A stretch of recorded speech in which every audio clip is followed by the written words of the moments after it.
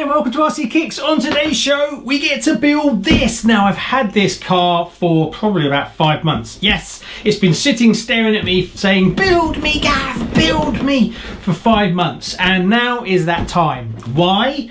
Because I have the paint. It only uses white paint and I have white paint. I don't have white paint for this, but I have white paint for this. So we're going to try and bang this one out really quickly, get the chassis done, get the body done, and then get back to the cars that I still cannot paint because they haven't taken delivery of the TS paint that I need. Now, this is an iconic buggy and it probably needs no introduction, but I'll give you a little bit of background just in case you don't know about this. Now, the first version of this car was the Tamiya Astute, released on the 13th of September 1989 under kit 58080. The chassis was an FRP plate design and was Tamiya's attempt to design a two-wheel drive racing buggy to fight it out on the track with the big boys. Its main weakness, unfortunately, was it was fragile. Because they wanted to add lots of tunability to it, it made it highly fragile on the track, unfortunately. So 2 years later, Tamiya introduced the Super Astute, basically this one, on the 27th of August 1991 under kit 58097. The Super Astute only ran for 2 years and production stopped in 1993.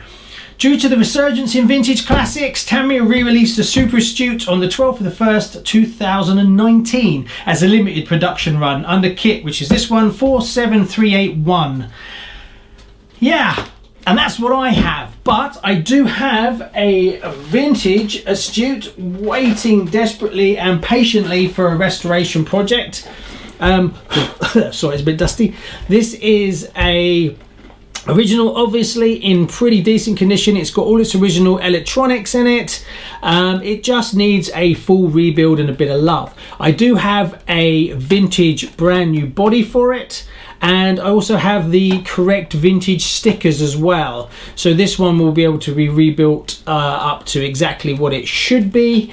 And I also have arms, bumpers and things like that, original ones, so it will be a fully restored original at some point when I get round to it. This has been sitting on the shelf for about 9-10 months, as you can tell. I must wipe down some of my cars. But there you go, and it's a beautiful car. It's just a shame it's fragile. This one is a driver, it will go. But today we're not focusing on this, we are focusing on this beauty.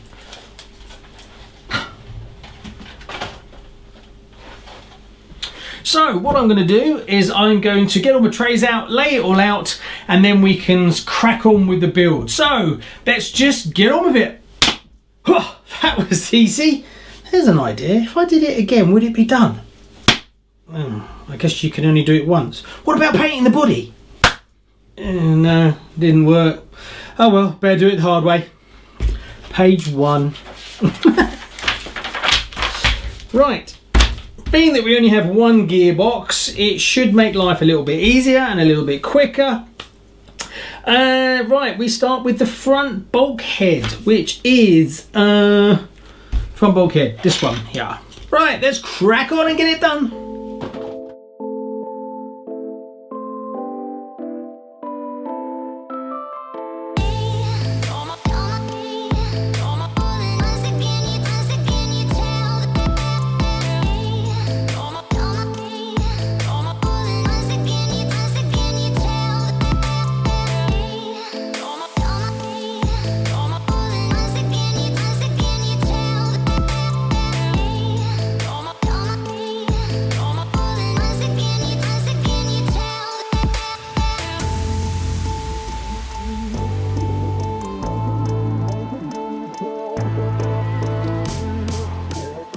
Right, that's all the front end done. That gets us up to end of page 6 where the steering's in. I've gone and fitted bearings in my steering because I had them laying around. There is obviously bushes that you put in the arms. Now, I'm pretty sure you could probably get bearings for those, but I don't have any, so I'm not that bothered. So I have bearings in the main steering section. One thing I did have was that Tamiya referenced that you should use MA19 2mm E-clips, but in the A bag they don't supply the 2mm, they supply the larger ones. I'll put a picture up here, you can have a look. Now I'm guessing that what they did is they decided to upgrade them so that it spreads the load a little bit more. I can understand that, but I'm only guessing, but that's what's in that A bag. So if you're building one of these yourself, just use the larger ones. I went and sourced the correct ones that matched the manual because I had some left over, but then once I get a certain way through, I was like, well, I can understand why they did it. So I've changed some of them to be the larger ones on the main arms, but there's a few other little ones. I just couldn't be bothered to go back and unpick them all because their split pins are a pain in the backside. So it's not going to get driven very hard, so I'm not that bothered. If one falls off or pings off, then I'll just replace it with a larger one. Right, we move on to page 7, where we go to do the rear bumper and the rear lower arm mounts onto the chassis. So let's carry on.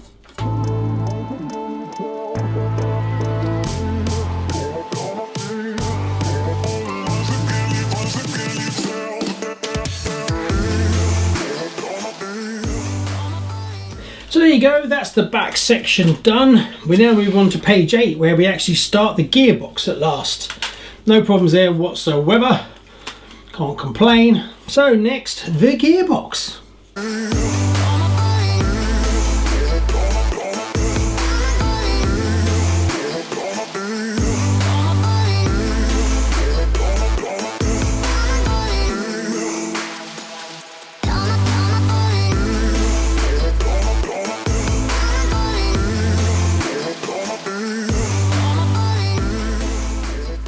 So there you go, that's the slipper clutch done and the rear section in. We now move on to page 10.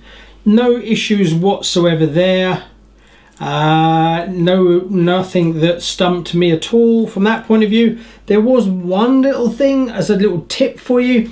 If you're installing the A3 part, which is the part that's just in here, it has to be rotated to meet a little tiny notch.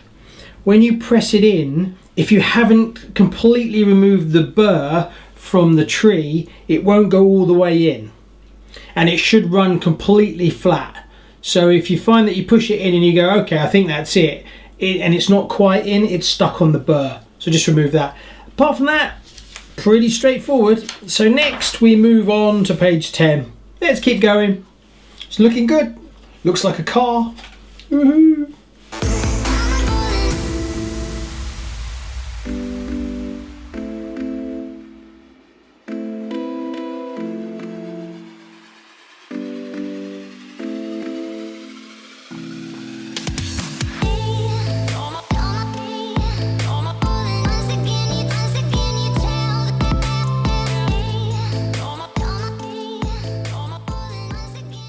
Okay, that's all the rear done.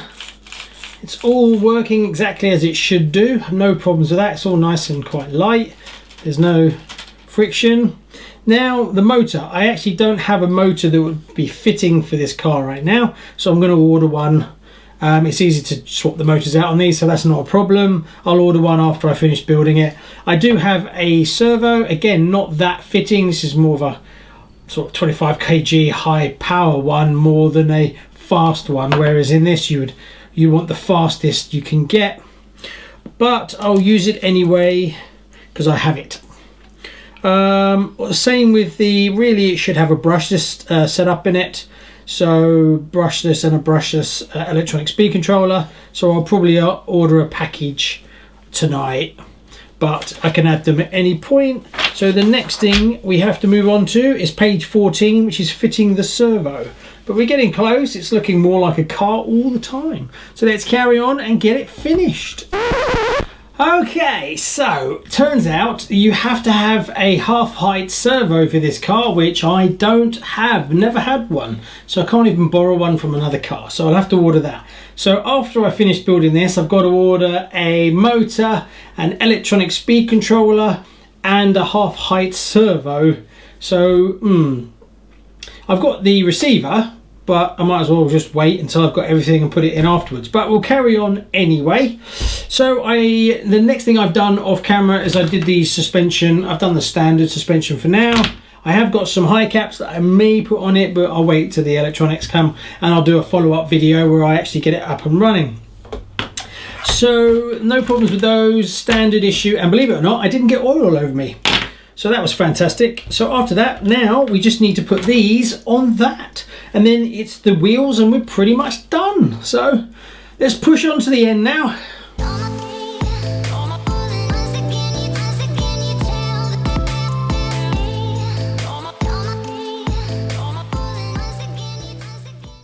So there you go, I've finished the car. Well, not really. It's got no electronics in it, but the car is actually built and the chassis is done.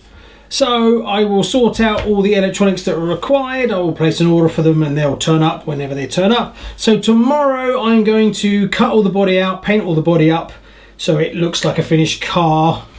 So I still need to get a half height servo, a motor and ESC, and then we're good to go. So that's the plan. Right, thanks very much. Please like and subscribe and head over to Facebook, RCKicks. If you'd like some stickers, we've got some stickers for sale, so you can purchase them over there. Thanks very much. See you on the next one. Bye-bye. That was really easy. I enjoyed that. See you soon.